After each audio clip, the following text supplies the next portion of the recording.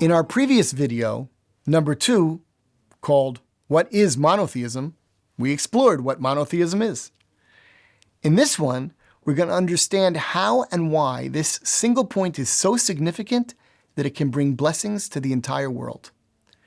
Let's start by reviewing everything we've said so far, starting by thinking about the pagan gods that most people back in Avraham's time worshipped, who were very similar to people. Not only did they often look human, but they also engaged in human-like behaviors, reactions, and dynamics. In contrast, Avraham's God, as understood by Jewish tradition, is infinite, all-knowing, all-powerful, and benevolent. That is an entirely different concept. In our introductory video, we suggested that the purpose of the Levadad observing the Torah as a kingdom of priests is for us to construct a model society based on those convictions that Avraham taught as an example for the rest of the world. We also discussed Isaiah's vision of the days to come, in which he foresaw all the nations, having learned about ethical monotheism from this example, ascending to God's temple to learn and follow his Torah. With those 2 points in mind, it's not an exaggeration to state that the entire Torah and its plan for history are based on this one fundamental concept called monotheism. But that still doesn't answer the question. Why is that the case? What's so important about exactly what kind of God or gods people do or don't believe in? Why does it matter so much? To understand this, it might be useful to look at the stories that the Torah tells us about Avraham. In our previous videos, we talked about how Avraham taught people the concept of monotheism. But surprisingly, although the rabbis spoke a lot about this, the Torah's text itself tells a slightly different story. While there certainly are references that support the rabbinic accounts, talking about God doesn't seem to have been the main point. The Torah actually devotes most of its narrative about Avraham to other aspects of his life and activities. When we look at Avraham's life, we find him fighting to rescue captive prisoners, welcoming guests into his tent, pleading with God to spare the residents of Sodom and its neighbors, and exhorting others to act with honesty and justice. And when God himself commented on Avraham's merits, he described it this way: Ki yedativ leman asher yitzaveh et banav et beito acharav v'shamru derech Hashem. I've chosen him so that he will command his children and his household after him to keep the ways of God. And what is that derech Hashem? What is the way of God? Lasot tzedakah u'mishpat, doing righteousness and justice. Leman havi Hashem al Avraham et asher diber alav. So it seems that those themes of kindness and justice were central to Avraham's life and mission, at least as much as matters of faith were. And if we look more deeply into Avraham's conception, we'll see that those things are related. The themes of kindness and justice flow directly from Avraham's recognition of one infinite and all-powerful God. As we explained in video number 2, polytheists, like modern atheists, believe in a world without a single ruler, a world with no one ultimately in charge. But in Avraham's world, and in the philosophy laid out in the Torah, the opposite is true. Everything and everyone in the universe is ruled by the same God. All humans were created in his image, and he commands all of us to respect each other and treat each other properly. That's why Avraham's monotheism is called ethical monotheism. Now, it's important to point out that accepting monotheism does not intrinsically require the rejection of any worship of other powers.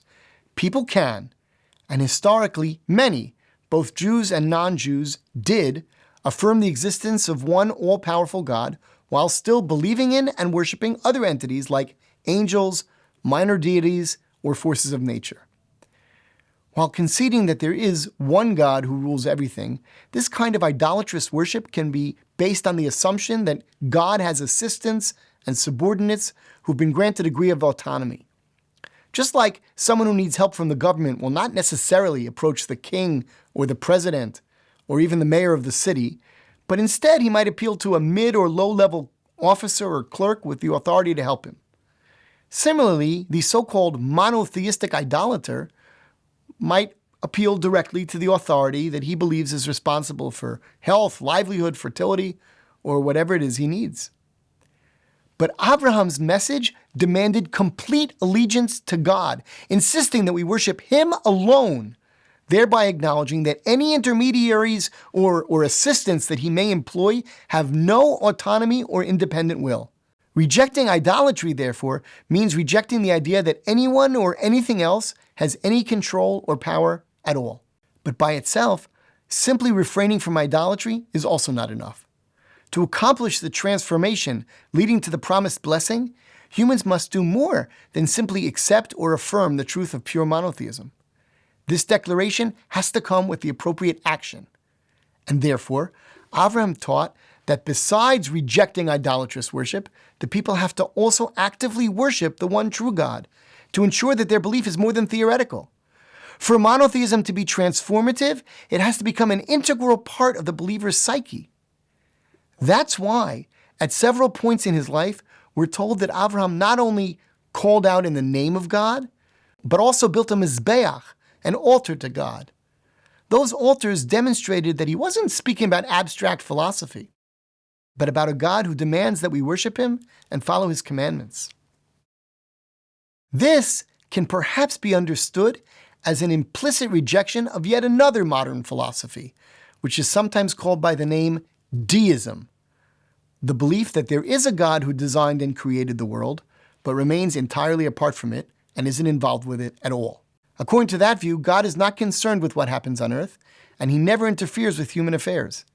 It follows, therefore, that according to this belief, there can be no true prophecy, no revealed religious texts, and no divine judgment.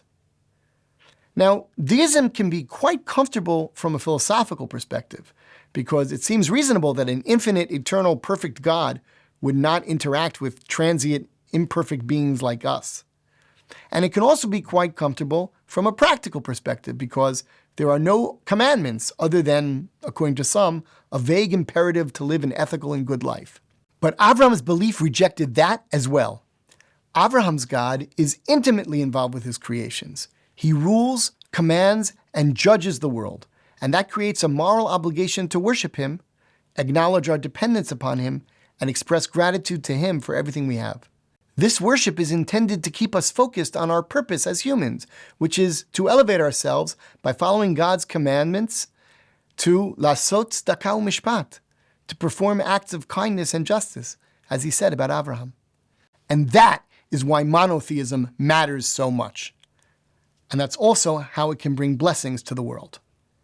In our next video, number 4, entitled "The Torah is Not Only for Jews," we'll try to understand God's plan for how the nation of Abraham's descendants, the Levadad, was meant to facilitate this worldwide transformation.